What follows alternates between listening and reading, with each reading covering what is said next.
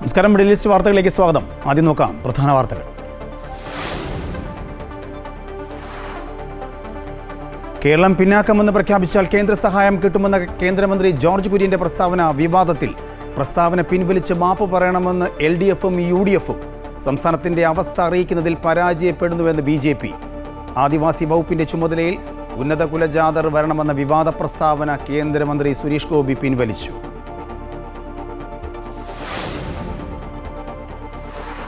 Canada, Mexico, China എന്നീ രാജ്യങ്ങളിൽ നിന്നുള്ള ഇറക്കുമതിക്ക് അധിക നികുതി ചുമത്തി US president Donald Trump. American ഉൽപ്പന്നങ്ങൾക്ക് തങ്ങളും അധിക നികുതി ചുമത്തുമെന്ന് കാനഡയും മെക്സിക്കോയും. ലോക വ്യാപാര സംഘടനയിൽ പരാതി നൽകുമെന്ന് ചൈന.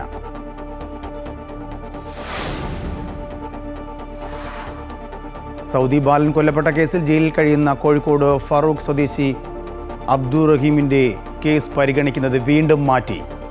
സാങ്കേതിക കാരണങ്ങളാൽ കേസ് മാറ്റിയത് റിയാദ് ക്രിമിനൽ കോടതി.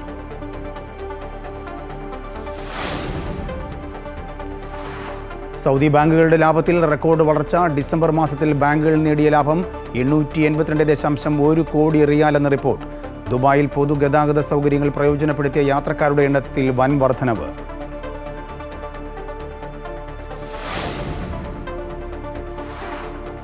നൂറാം വിക്ഷേപണത്തിലൂടെ ISRO ബഹിരാകാശത്തേക്ക് അയച്ച NVS-02 ഉപഗ്രഹത്തിന് സാങ്കേതിക തകരാർ. വിക്ഷേപണത്തിന് ശേഷം ഉപഗ്രഹത്തിന്റെ ഭ്രമണപഥം ഉയർത്താൻ സാധിച്ചില്ല. തകരാർ പരിഹരിക്കുവാനുള്ള ശ്രമം തുടരുന്നു.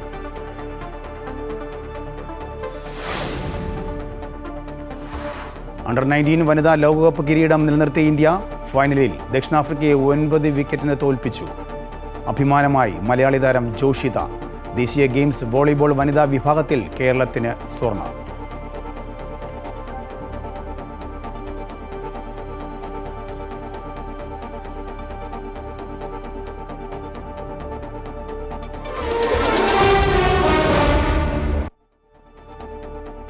വാർത്തകൾ വിശദമായി. കേന്ദ്ര ബജറ്റ് പ്രഖ്യാപനത്തിന് പിന്നാലെ വിവാദ പ്രസ്താവനയുമായി കേന്ദ്രമന്ത്രി ജോർജ് കുര്യൻ.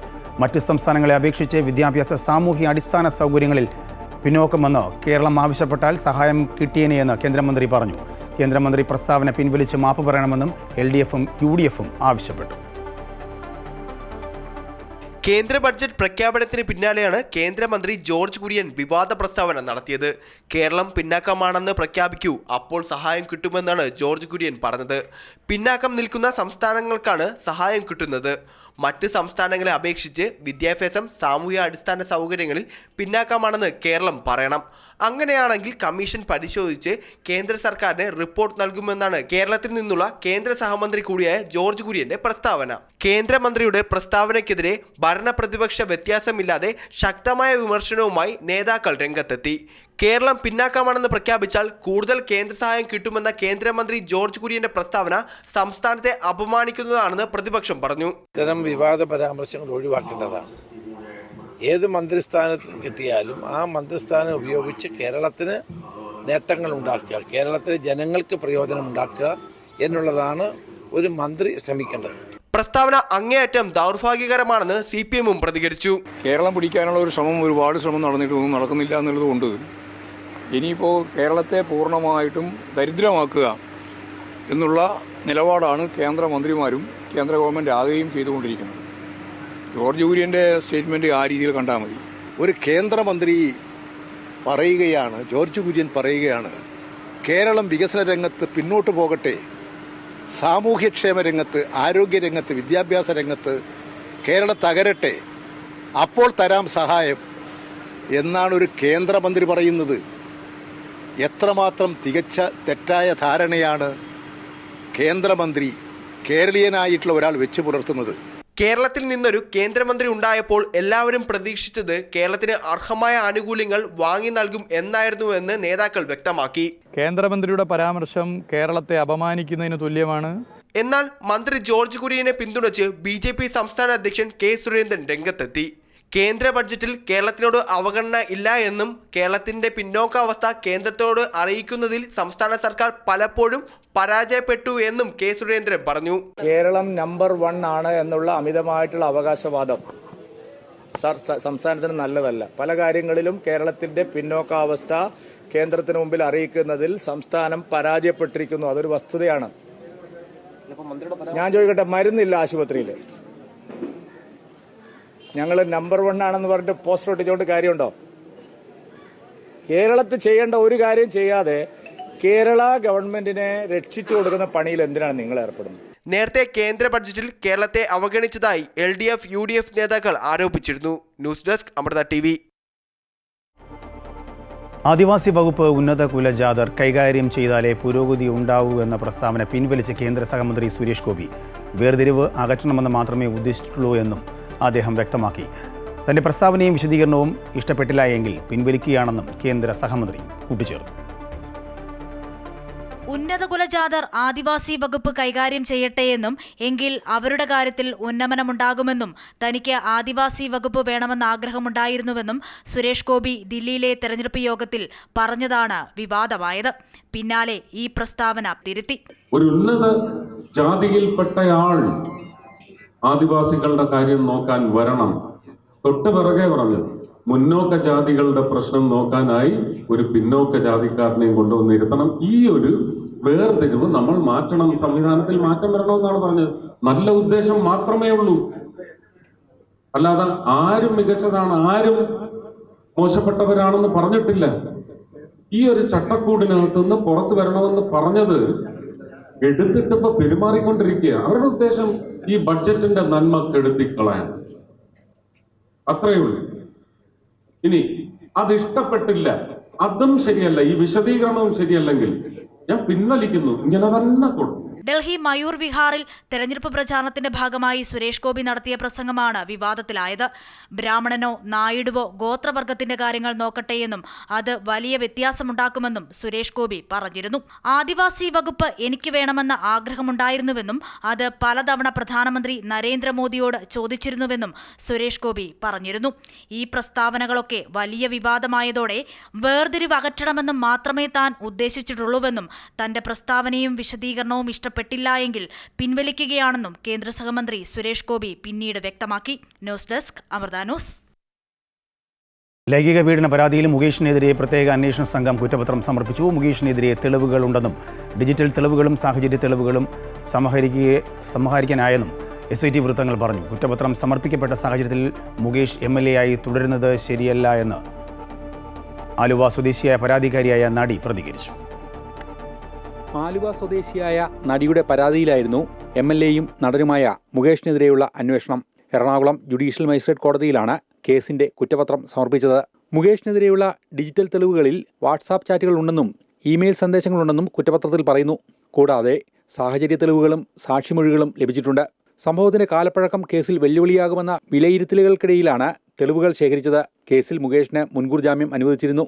സിനിമയിൽ ഒപ്പം അഭിനയിച്ചപ്പോഴും അമ്മയിൽ അംഗത്വത്തിന് അപേക്ഷിച്ചപ്പോഴും മുകേഷ് മോശമായി പെരുമാറിയെന്നായിരുന്നു പരാതി. കലണ്ടർ സിനിമാ ചിത്രീകരണത്തിനിടെ വഴങ്ങിക്കൊടുക്കണമെന്ന് മുകേഷ് ആവശ്യപ്പെട്ടു. താനറിയാതെ അമ്മയിൽ കയറാൻ സമ്മതിക്കില്ലെന്നും പറഞ്ഞു. വിട്ടുവീഴ്ചയ്ക്ക് തയ്യാറാവാതിരുന്നതോടെ വീണ്ടും ശല്യപ്പെടുത്തി. പിന്നീട് നാടകമേ ഉലകം എന്ന ചിത്രത്തിനായി എത്തിയപ്പോൾ കടന്നുപിടിച്ചുവെന്നും ഓടി രക്ഷപ്പെടുകയായിരുന്നുവെന്നും നടി വെളിപ്പെടുത്തി. നടിയുടെ പരാതിയിൽ പ്രത്യേക അന്വേഷണ സംഘം കൃത്യമായി ഇടപെട്ടുവെന്നും അതിൽ അവരോട് നന്ദിയുണ്ടെന്നും നീതി ലഭിക്കുമെന്നാണ് പ്രതീക്ഷയെന്നും പരാതിക്കാരി പ്രതികരിച്ചു. ദൈവം എപ്പോഴും സത്യത്തിൻ്റെ കൂടെയാണ്, നമ്മുടെ കൂടെയാണ്. സത്യമെങ്കിൽ തീർച്ചയായിട്ടും നമ്മൾ പോലീസുകാരോട് തന്നെ നിൽക്കുക, അന്വേഷണത്തിൻ്റെ കൂടെ നിൽക്കുക. അവർ നമ്മളെ ചേർത്ത് പിടിക്കും, അവർ നമ്മളെ കൈവിടത്തില്ല. ഇവരുടെ പരാതിയിൽ കഴിഞ്ഞ വർഷം ഓഗസ്റ്റ് 29-നാണ് മരട് പോലീസ് ആദ്യം കേസെടുത്തത്. കേസുമായി ബന്ധപ്പെട്ട് നടിയുടെ രഹസ്യമൊഴിയടക്കം രേഖപ്പെടുത്തിയിരുന്നു. 2010-ലാണ് പരാതിക്കടിസ്ഥാനമായ സംഭവം. ഇതിനിടെ നടി ഇടയ്ക്ക് പരാതിയിൽ നിന്ന് പിന്നോട്ട് പോയത് അന്വേഷണത്തിന് തടസ്സം സൃഷ്ടിച്ചിരുന്നു. പിന്നീടും പ്രത്യേക സംഘം അന്വേഷണം തുടർന്നതോടെ പരാതിയിൽ നിന്ന് പിന്മാറുന്നില്ലെന്നും മാനസിക സമ്മർദ്ദം മൂലമാണ് പരാതി പിൻവലിക്കാൻ ഒരുങ്ങിയതെന്നും നടി നിലപാട് സ്വീകരിച്ചു. അമൃത ന്യൂസ്, കൊച്ചി. അതേസമയം പീഡന പരാതിയിൽ നടനും MLAയുമായ മുകേഷിനെതിരെ പ്രത്യേക അന്വേഷണ സംഘം കുറ്റപത്രം സമർപ്പിച്ചെങ്കിലും മുകേഷ് MLA സ്ഥാനത്ത് തുടരുമെന്ന് CPM സംസ്ഥാന സെക്രട്ടറി MV ഗോവിന്ദൻ വ്യക്തമാക്കി. മുകേഷിനെതിരായ കേസിൽ കോടതി തീരുമാനം വരട്ടെയെന്നും MV ഗോവിന്ദൻ പ്രതികരിച്ചു. മുഖ്യമന്ത്രിയെ വിമർശിച്ച് NCP സംസ്ഥാന അധ്യക്ഷൻ PC ചാക്കോ തിരുവനന്തപുരം ജില്ലാ കമ്മിറ്റി യോഗത്തിൽ സംസാരിക്കുന്ന ശബ്ദരേഖ പുറത്തുവന്നു. മന്ത്രിമാറ്റത്തിന് തയ്യാറാകാതിരുന്ന മുഖ്യമന്ത്രിയുടെ നെഞ്ചത്ത് നോക്കി കുറിക്കും കൊള്ളും വിധം സംസാരിക്കാൻ അറിയാമെന്നാണ് ചാക്കോ പറയുന്നത്. അതിനിടെ ചാക്കോയ്ക്കെതിരെ കൂടുതൽ ആരോപണവുമായി എതിർവിഭാഗം രംഗത്തെത്തി. PSC അംഗത്തെ നിയമിച്ചതിൽ കോഴ വാങ്ങിയതിന് പുറമെ പാർട്ടി ഫണ്ടിലും തിരിമറി നടത്തിയെന്നാണ് ആക്ഷേപം. എനിക്ക് പലതും പറയാമായിരുന്നു. ജനാധിപത്യ കീഴ്വഴക്കങ്ങൾ എന്താണ്, ഘടകകക്ഷികളുടെ തീരുമാനങ്ങൾ എങ്ങനെയാണ് ഒരു മുഖ്യമന്ത്രി കൈകാര്യം ചെയ്യേണ്ടത് എന്നൊക്കെ എനിക്ക് പറയാം. എനിക്ക് പത്രസമ്മേളനത്തിൽ പറയാം. എനിക്ക് ഇടതുപക്ഷ മുന്നണിയിൽ കാര്യം ഉന്നയിക്കാം. നല്ല പബ്ലിസിറ്റി കിട്ടും. എനിക്ക് നല്ല മുറിക്ക് കൊള്ളുന്ന പോലെ മുഖ്യമന്ത്രിയുടെ നെഞ്ചത്ത് നോക്കി സംസാരിച്ചാൽ അല്ലെങ്കിൽ കൊള്ളുന്ന അമ്പുകൾ പോലെ എഴുതി വിടാം. AK ശശീന്ദ്രനെ മാറ്റി തോമസ് കെ തോമസിനെ മന്ത്രിയാക്കാനുള്ള നീക്കം പൊളിഞ്ഞതിലെ കടുത്ത അതൃപ്തി PC ചാക്കോ പാർട്ടി യോഗങ്ങളിൽ നേരത്തെ പ്രകടിപ്പിച്ചിരുന്നു. മുഖ്യമന്ത്രിയോടുള്ള ഈ അതൃപ്തിയാണ് ഇപ്പോൾ പുറത്തു വരുന്നത്. കഴിഞ്ഞ 27-ന് തിരുവനന്തപുരത്ത് ചേർന്ന NCP നേതൃയോഗത്തിൽ പങ്കെടുക്കവെയായിരുന്നു മുഖ്യമന്ത്രിക്കെതിരെ PC ചാക്കോ അതൃപ്തി നിറഞ്ഞ പ്രസംഗം നടത്തിയത്. മുഖ്യമന്ത്രിയെ ഇതിൽ കൂടുതൽ രൂക്ഷമായി വിമർശിക്കുന്ന ഭാഗങ്ങൾ പ്രസംഗത്തിലുണ്ടെന്ന് ചാക്കോയുടെ എതിർചേരി പറയുന്നത്. ഈ പ്രസംഗത്തിന് ശേഷം പുതിയ പാർട്ടി ഉണ്ടാക്കുന്നതിനെക്കുറിച്ചും ചർച്ച വേണമെന്നും PC ചാക്കോ ആവശ്യപ്പെട്ടതായാണ് വിവരം. ഇതോടെ യോഗത്തിൽ തർക്കവും വാക്കേറ്റവും ഉണ്ടായി. ഇതിന് തുടർച്ചയായാണ് ചാക്കോയ്ക്കെതിരെ കോഴ ആരോപണം ഉയർത്തിയ അജിയെ ജില്ലാ പ്രസിഡന്റ് സ്ഥാനത്ത് നിന്ന് പുറത്താക്കിയത്. മാധ്യമങ്ങൾക്ക് മുന്നിലും കോഴ ആരോപണം ആവർത്തിച്ചതിന് പിന്നാലെ അജിയെ പിന്നീട് പാർട്ടിയിൽ നിന്ന് പുറത്താക്കുകയായിരുന്നു. അതേസമയം പുതിയ പാർട്ടി ഉണ്ടാക്കി ഇടതുമുന്നണി വിടാൻ PC ചാക്കോ ശ്രമിക്കുന്നുവെന്നാണ് എതിർചേരിയുടെ ആരോപണം. അജിക്ക് പകരം ചാക്കോ നിയമിച്ച പുതിയ ജില്ലാ പ്രസിഡന്റ് അഡ്വക്കേറ്റ് സതീഷിന് ഇതുവരെ ജില്ലാ കമ്മിറ്റി ഓഫീസിൽ പോലും കയറാനുമായിട്ടില്ല. ചാക്കോക്കെതിരെ കൂടുതൽ തെളിവുകൾ പുറത്തുവിടുമെന്നാണ് എതിർചേരിയുടെ മുന്നറിയിപ്പ്. അമൃത ന്യൂസ്, തിരുവനന്തപുരം. പാലക്കാട് എലപ്പുള്ളിയിലെ മദ്യനിർമ്മാണശാലയ്ക്കുള്ള അനുമതിയിൽ എതിർപ്പ് പരസ്യമാക്കി RJD. ഈ തീരുമാനവുമായി സർക്കാർ മുന്നോട്ട് പോകുമെന്ന് തോന്നുന്നില്ല എന്ന് RJDയുടെ സെക്രട്ടറി ജനറൽ വർഗീസ് ജോർജ് പറഞ്ഞു. പദ്ധതിയുടെ പോളിസി കാര്യങ്ങൾ ചർച്ച ചെയ്യണമെന്ന് പറഞ്ഞ അദ്ദേഹം പ്ലാച്ചിമേട പൂട്ടിച്ചെങ്കിൽ ബ്രൂവറി ഒരു പ്രശ്നമാണോ എന്നും ചോദിച്ചു.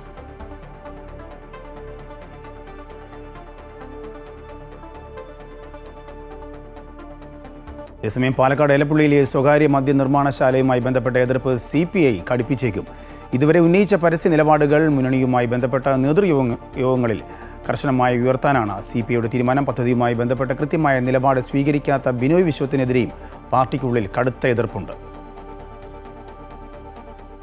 CPIയെ പ്രതിനിധീകരിച്ചുള്ള 4 മന്ത്രിമാർ മന്ത്രിസഭയിലുണ്ടായിട്ടും മദ്യനിർമ്മാണശാലയ്ക്ക് അനുമതി നൽകിയതിലെ തീരുമാനം പാർട്ടിക്കുള്ളിൽ നീറിപ്പുകയാണ്.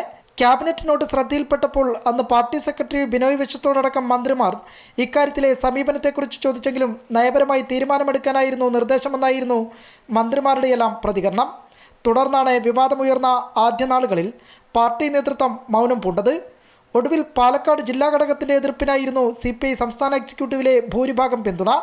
മദ്യനിർമ്മാണ പ്ലാന്റിനെതിരെ പാർട്ടിക്കുള്ളിൽ വിരുദ്ധചേരി രൂപപ്പെട്ടതോടെയാണ് സംസ്ഥാന സെക്രട്ടറിയും മന്ത്രിമാരും കുഴങ്ങിയത്. ഇതാണ് മുന്നണി നേതൃത്വത്തെ അറിയിക്കാനുള്ള തീരുമാനത്തിലേക്ക് CPI എത്തിച്ചേർന്നത്. എന്നാൽ ബിനോയ് വിശ്വവും MP ഗോവിന്ദനുമായി ഇതുവരെ കൂടിക്കാഴ്ച നടത്തിയിട്ടില്ല. വരും ദിവസങ്ങളിൽ മുന്നണിയുമായി ബന്ധപ്പെട്ട യോഗങ്ങൾ ചേരുമ്പോൾ നിലപാട് വ്യക്തമാക്കാനാണ് CPIയുടെ തീരുമാനം. സംസ്ഥാന സെക്രട്ടറി ബിനോയ് വിശ്വം മൃദു സമീപനം സ്വീകരിക്കുന്നുവെന്ന നിലപാടും പാർട്ടിക്കുള്ളിലുണ്ട്. പാർട്ടിയുടെ എതിർപ്പ് മന്ത്രിസഭ യോഗത്തിൽ ഉന്നയിക്കണമെന്ന അഭിപ്രായവും ഉയരുന്നുണ്ട്. എന്നാൽ മന്ത്രിസഭ ഒരു തവണ അംഗീകരിച്ച വിഷയത്തിൽ എങ്ങനെ എതിർസ്വരമുയർത്തുമെന്ന സംശയമാണ് നേതാക്കൾക്കുള്ളത്. അമൃത ന്യൂസ്, തിരുവനന്തപുരം. ജില്ലാ പഞ്ചായത്ത് മുൻ അധ്യക്ഷ PP ദിവ്യയ്ക്ക് CPM കണ്ണൂർ ജില്ലാ സമ്മേളനത്തിൽ രൂക്ഷ വിമർശനം.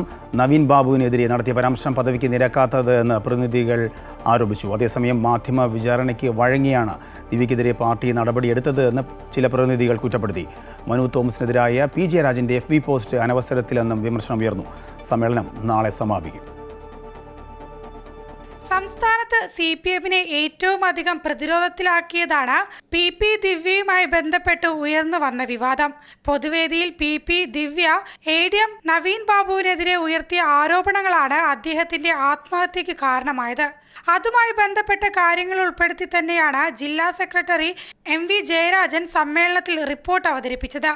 റിപ്പോർട്ടിന്മേൽ PP ദിവ്യയെ അനുകൂലിച്ചും പ്രതികൂലിച്ചുമാണ് പ്രതിനിധികൾ രംഗത്തെത്തിയത്.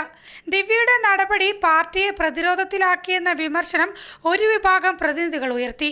അതേസമയം ജയിലിൽ കിടന്നപ്പോൾ നടപടിയെടുത്തത് ശരിയല്ലെന്ന് ചില പ്രതിനിധികൾ പറഞ്ഞു. മാധ്യമ വിചാരണയ്ക്ക് പാർട്ടിയും പോലീസും വഴങ്ങിയെന്നായിരുന്നു വിമർശനം. ജില്ലയിലെ വിഭാഗീയത ഒഴിവാക്കാൻ നടത്തിയ ഇടപെടലിലും വിമർശനമുയർന്നു. മനു തോമസിനെതിരെ പി ജയരാജൻ FB പോസ്റ്റ് ഇട്ടത് ക്ഷീണമുണ്ടാക്കിയെന്ന് ചില പ്രതിനിധികൾ കുറ്റപ്പെടുത്തി. പ്രവർത്തന റിപ്പോർട്ടിന് മേലുള്ള ചർച്ച ഇന്നും തുടരും. നാളെ പുതിയ ജില്ലാ സെക്രട്ടറിയെയും ജില്ലാ കമ്മിറ്റിയെയും തെരഞ്ഞെടുക്കും.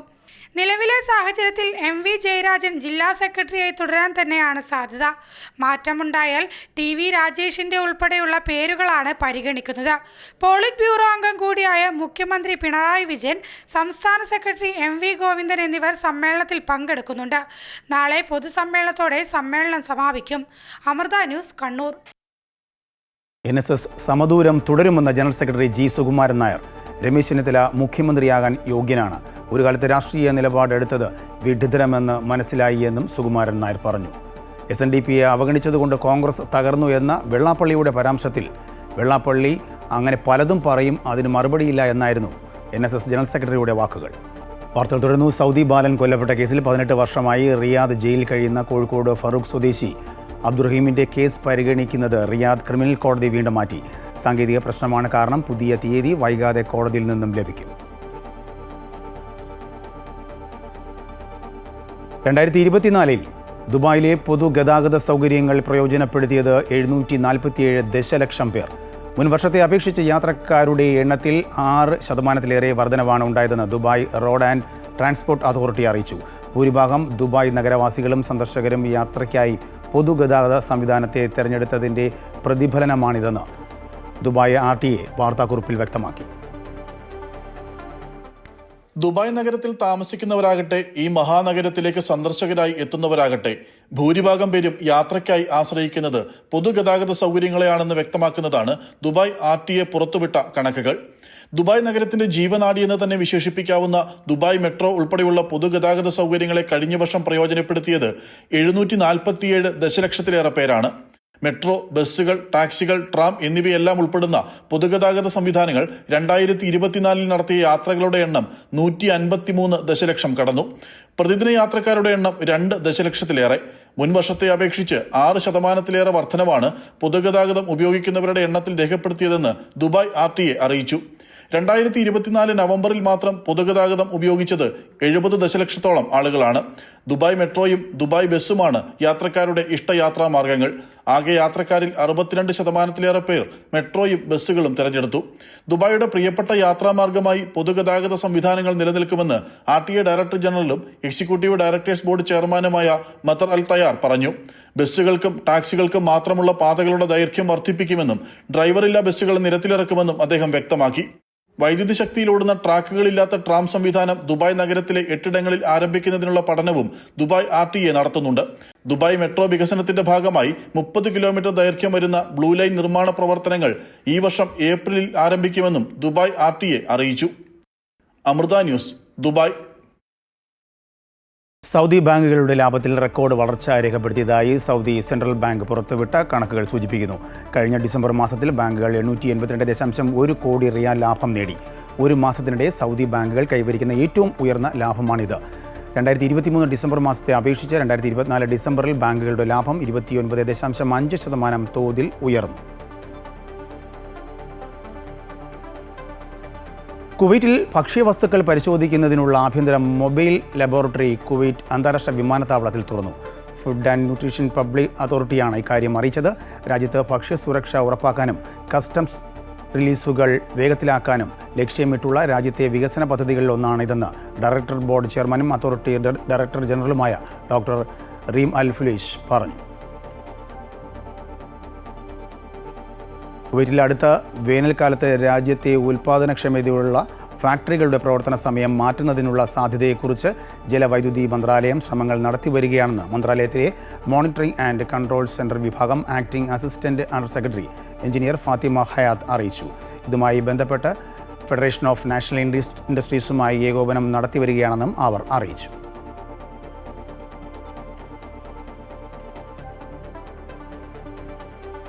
UAE-യിലെ വിവിധയിടങ്ങളിൽ മഴ ലഭിച്ചു. ഷാർജ, എമിറേറ്റിലെ പല സ്ഥലങ്ങളിലും ഉച്ചയ്ക്ക് ശേഷം സാമാന്യം ഭേദപ്പെട്ട മഴ പെയ്തു. രാജ്യത്ത് മൂടിക്കെട്ടിയ അന്തരീക്ഷമാണ്. ആകാശം മേഘാവൃതമായി മാണെന്നും മഴ പെയ്യുന്നതിനുള്ള സാധ്യതയുണ്ടെന്നും കാലാവസ്ഥാ കേന്ദ്രം അറിയിച്ചു. രാജ്യത്തിൻ്റെ വടക്ക് കിഴക്കൻ പ്രദേശങ്ങളിൽ മഴ സാധ്യത ഉണ്ടെന്ന് കാലാവസ്ഥാ നിരീക്ഷണ കേന്ദ്രം പ്രവചിച്ചിരുന്നു. ഉൾപ്രദേശങ്ങളിൽ മൂടൽ മഞ്ഞിനുള്ള സാധ്യതയുമുണ്ട്. ദുബായിൽ കൂടിയ ചൂട് 23 ഡിഗ്രി സെൽഷ്യസും കുറഞ്ഞത് 16 ഡിഗ്രി സെൽഷ്യസും ആയിരിക്കുമെന്ന് കാലാവസ്ഥാ നിരീക്ഷണ കേന്ദ്രം അറിയിച്ചു. ലോകത്തെ ഏറ്റവും അധികം കഴിഞ്ഞ വർഷം ലാഭം നേടിയ കമ്പനികളുടെ ലിസ്റ്റിൽ സൗദിയുടെ ദേശീയ കമ്പനിയായ അറാംകോ ഒന്നാം സ്ഥാനത്ത്. തുടർച്ചയായി 3-ാം വർഷമാണ് സൗദി അറാംകോ ഈ നേട്ടം നിലനിർത്തുന്നത്. ലോകത്തെ ഏറ്റവും അധികം ലാഭം നേടിയ 500 കമ്പനികൾ അടങ്ങിയ പട്ടികയിലാണ് സൗദി അറാംകോ ഒന്നാം സ്ഥാനം നിലനിർത്തുന്നത്. ലോകത്തെ ഏറ്റവും വലിയ എണ്ണ കമ്പനിയായ അറാംകോ കഴിഞ്ഞ വർഷം $120 ബില്യൺ ലാഭം നേടി. കാനഡ, മെക്സിക്കോ, ചൈന എന്നീ രാജ്യങ്ങളിൽ നിന്നുള്ള ഇറക്കുമതിക്ക് അധിക നികുതി ചുമത്തി US president Donald Trump. Canada, Mexico എന്നിവിടങ്ങളിൽ നിന്നുള്ള ഇറക്കുമതിക്ക് 25% നികുതി ചുമത്തിയിരിക്കുന്നത്. ചൈനയിൽ നിന്നുള്ള ഇറക്കുമതിക്ക് 10% നികുതി ചുമത്തി. അതേസമയം തീരുവ ഒഴിവാക്കണമെങ്കിൽ കമ്പനികളോട് അമേരിക്കയിലേക്ക് പ്രവർത്തനം മാറ്റാനാണ് നിർദ്ദേശിച്ചിരിക്കുന്നത്. ചൊവ്വാഴ്ച മുതൽ ഇറക്കുമതി തീരുവ പ്രാബല്യത്തിൽ വരും. 100ാം വിക്ഷേപണത്തിലൂടെ ISRO ബഹിരാകാശത്തേക്ക് അയച്ച NVS-02 ഉപഗ്രഹത്തിന് സാങ്കേതിക തകരാർ കണ്ടെത്തി. വിക്ഷേപണത്തിന് ശേഷം ഉപഗ്രഹത്തിൻ്റെ ഭ്രമണപഥം ഉയർത്താൻ സാധിക്കാതെ വന്നതോടെയാണ് തകരാർ വ്യക്തമായത്. ഇതോടെ ഉപഗ്രഹത്തെ രക്ഷിച്ചെടുക്കുവാനുള്ള തീവ്ര ശ്രമത്തിലാണ് ISRO. NVS-02 അമേരിക്കയുടെ GPS-നുള്ള ഇന്ത്യൻ ബദലായ നാവിക്കിന് വേണ്ടിയിട്ടുള്ള ഉപഗ്രഹമാണ്. നാവിക് ശ്രേണിയിലെ പുതിയ തലമുറ ഉപഗ്രഹമാണ് NVS ശ്രേണിയിലേത്. ഡൽഹി തെരഞ്ഞെടുപ്പിൽ പ്രചരണം കടുപ്പിച്ച് മുന്നണികൾ. പരസ്യപ്രചരണം നാളെ അവസാനിക്കും. ഭരണം നിലനിർത്താൻ ആം ആദ്മി ശ്രമിക്കുമ്പോൾ അധികാരം പിടിച്ചെടുക്കാനാണ് കോൺഗ്രസ് BJP ശ്രമം. ഡൽഹി നിയമസഭാ തെരഞ്ഞെടുപ്പിന് 2 ദിവസം മാത്രം ബാക്കി നിൽക്കെ മുതിർന്ന നേതാക്കളടക്കം തെരഞ്ഞെടുപ്പ് പ്രചരണത്തിന് ചുക്കാൻ പിടിക്കുന്നു എന്നതാണ് ശ്രദ്ധേയം. പ്രധാനമന്ത്രി നരേന്ദ്രമോദി തന്നെയാണ് BJP പ്രചരണ രംഗത്ത് സജീവമായിട്ടുള്ളത്. ഡൽഹിക്ക് വേണ്ടി ബജറ്റിൽ വലിയ പദ്ധതികളൊന്നും പ്രഖ്യാപിച്ചില്ലെങ്കിലും നികുതി ഇളവ് വോട്ടായി മാറുമെന്നാണ് BJPയുടെ പ്രതീക്ഷ. എംപിമാരായ പ്രിയങ്ക ഗാന്ധിയും രാഹുൽ ഗാന്ധിയുമാണ് കോൺഗ്രസിനെ മുന്നിൽ നിന്നും നയിക്കുന്നത്. അതേസമയം രാജിവെച്ച MLA-മാർ BJPയിൽ ചേർന്നത് ആം ആദ്മി പാർട്ടിയിൽ വലിയ ആശങ്കയ്ക്കാണ് വഴിയൊരുക്കുന്നത്. പാർട്ടിക്ക് ലഭിക്കാൻ സാധ്യതയുള്ള വോട്ടുകൾ നഷ്ടമാകുമോ എന്നാണ് AAPയുടെ ആശങ്ക. 70 അംഗ നിയമസഭയിലേക്ക് ഒറ്റഘട്ടമായാണ് തെരഞ്ഞെടുപ്പ് നടക്കുക. ഫെബ്രുവരി 5-നാണ് വോട്ടെടുപ്പ്. News desk Amrita TV. വഖഫ് നിയമ പരിഷ്കരണത്തിലൂടെ മുനമ്പത്തെ പ്രശ്നം BJP പരിഹരിക്കുമെന്ന് സംസ്ഥാന അധ്യക്ഷൻ K. സുരേന്ദ്രൻ. CPM-ഉം കോൺഗ്രസും മുനമ്പം നിവാസികളെ വഞ്ചിക്കുകയാണ്. മുനമ്പത്തേത് വഖഫ് ഭൂമി അല്ല എന്ന് പറഞ്ഞ പ്രതിപക്ഷ നേതാവ് ജമാഅത്ത് ഇസ്ലാമിയെയും മുസ്ലിം ലീഗിനെയും ഭയന്നാണ് അത് മാറ്റിപ്പറഞ്ഞതെന്നും K. സുരേന്ദ്രൻ ആരോപിച്ചു. മുനമ്പം വിഷയത്തിൽ CPM-നെതിരെയും കോൺഗ്രസിനെതിരെയും രൂക്ഷ വിമർശനവുമായി രംഗത്ത് വന്നിരിക്കുകയാണ് BJP സംസ്ഥാന അധ്യക്ഷൻ K. സുരേന്ദ്രൻ. മുനമ്പം വിഷയത്തിൽ CPM-ന്റെ അതേ നിലപാട് കോൺഗ്രസ് പിന്തുടരുന്നുവെന്നും വഖഫ് ബോർഡിൽ വർഗീയ ശക്തികൾ കൂടുതൽ അധികാരം പ്രഖ്യാപിക്കുകയാണെന്നും K. സുരേന്ദ്രൻ ആരോപിച്ചു. LDF-നെ പോലെ UDF-ഉം തികച്ചും വഞ്ചനാപരമായൊരു സമീപനമാണ് സ്വീകരിച്ചത്.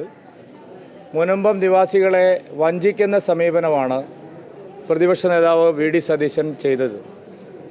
മുനമ്പത്തെ ഭൂമി വഖഫ് ഭൂമിയല്ല എന്ന് പരസ്യമായി ഇവിടെ വന്ന് പ്രഖ്യാപിക്കുകയും പിന്നീട് മുസ്ലിം ലീഗിൻ്റെയും ജമാഅത്തെ ഇസ്ലാമിയുടെയും സമ്മർദ്ദത്തിന് വഴങ്ങി നിലപാട് തിരുത്തുകയും ചെയ്ത പ്രതിപക്ഷ നേതാവും പിണറായി വിജയനെ പോലെ തന്നെ ഇക്കാര്യത്തിൽ തുല്യ കുറ്റവാളിയാണ്. മുനമ്പം നിവാസികളുടെ സമരവേദി സന്ദർശിച്ച ശേഷമായിരുന്നു സുരേന്ദ്രന്റെ പ്രതികരണം. മുനമ്പം സമരത്തിന്റെ ആദ്യഘട്ടം മുതൽ ജനങ്ങൾക്ക് പിന്തുണ നൽകിയത് BJP മാത്രമാണെന്നും സുരേന്ദ്രൻ പറഞ്ഞു. മറ്റു പാർട്ടികളെ പോലെ നിലപാട് മാറ്റുന്നവരല്ല BJP എന്നും മുനമ്പത്ത് നടക്കുന്നത് വഖഫ് കടന്നുകയറ്റമാണെന്നും സുരേന്ദ്രൻ കൂട്ടിച്ചേർത്തു. അതേസമയം മുനമ്പത്തെ പ്രശ്നത്തിന് സർക്കാരാണ് പരിഹാരം കാണേണ്ടതെന്നും ഇപ്പോഴുള്ളത് സാങ്കേതിക പ്രശ്നമാണെന്നും മുസ്ലിം ലീഗ് സംസ്ഥാന പ്രസിഡന്റ് സാദിഖ് അലി ശിഹാബ് തങ്ങൾ പറഞ്ഞു. മുനമ്പം വിഷയത്തിൽ ശാശ്വത പരിഹാരം കാണാനാണ് സർക്കാർ ശ്രമിക്കുന്നതെന്ന് മന്ത്രി P. രാജീവ് പറഞ്ഞു. മുനമ്പം വിഷയത്തിൽ കമ്മീഷനെ നിയമിക്കാൻ സർക്കാരിന് അധികാരമുണ്ടെന്നും മന്ത്രി പറഞ്ഞു. മുനമ്പത്തെ പ്രശ്നം പഠിക്കാനായി സർക്കാർ നിയോഗിച്ച ജുഡീഷ്യൽ കമ്മീഷന്റെ പ്രവർത്തനങ്ങൾ താൽക്കാലികമായി നിർത്തിവച്ചിരിക്കുകയാണ്. സമരസമിതിയുടെ നേതൃത്വത്തിൽ മുനമ്പം നിവാസികളുടെ സമരം 113 ദിവസം പിന്നിട്ടു. അമൃത ന്യൂസ്, കൊച്ചി. തിരുവനന്തപുരം പള്ളിച്ചൽ ശ്രീകൃഷ്ണ ബലരാമ ക്ഷേത്രത്തിലെ 9ാം ബ്രഹ്മോത്സവം ആഘോഷിച്ചു. Goa governor PS Sreedharan Pillai, Kattakada MLA IB Satheesh, Bhakti Vinod സ്വാമി മഹാരാജ്, നിതായ് പ്രിയാദാസ് എന്നിവർ മുഖ്യാതിഥികളായി. നിരവധി ഭക്തർ ഉത്സവത്തിൽ പങ്കെടുത്തു.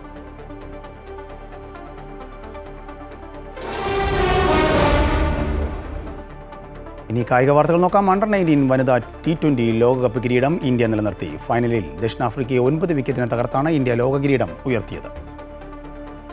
കുട്ടി ക്രിക്കറ്റിൽ ഇന്ത്യയുടെ കൗമാരം കരുത്തുകാട്ടി. അണ്ടർ-19 ലോകകപ്പ് ക്രിക്കറ്റിൽ ഇന്ത്യൻ വനിതാ താരങ്ങൾ സൗത്ത് ആഫ്രിക്കയെ തകർത്ത് കിരീടം നിലനിർത്തി.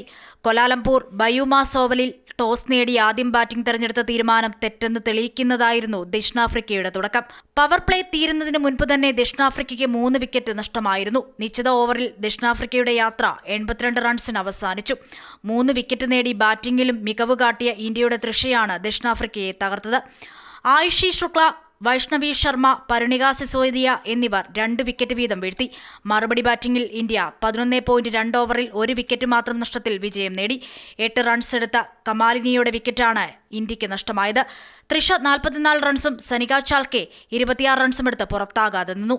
Sports desk, Amrita news. ഉത്തരാഖണ്ഡിൽ നടക്കുന്ന ദേശീയ ഗെയിംസിൽ കേരളത്തിന് 1 സ്വർണം കൂടി. വനിതാ വോളിബോൾ ഫൈനലിൽ വാശിയേറിയ പോരാട്ടത്തിൽ തമിഴ്നാടിനെ കീഴടക്കിയാണ് കേരളം ഗെയിംസിലെ 6ാം സ്വർണം നേടിയത്. 2-നെതിരെ 3 സെറ്റുകൾക്കാണ് വിജയം. കഴിഞ്ഞ ദിവസം ചണ്ഡീഗഡിനെ പരാജയപ്പെടുത്തിയാണ് കേരളം ഫൈനലിലെത്തിയത്. ഗെയിംസിൽ കേരളത്തിൻ്റെ 6ാം സ്വർണ്ണ മെഡൽ നേട്ടമാണ് ഇത്. ഇതോടുകൂടി വാർത്താ ബുള്ളറ്റിൻ പൂർണ്ണമാകുന്നു. കൂടുതൽ വാർത്തയ്ക്കായി അമൃത ന്യൂസ് യൂട്യൂബ് കാണുക.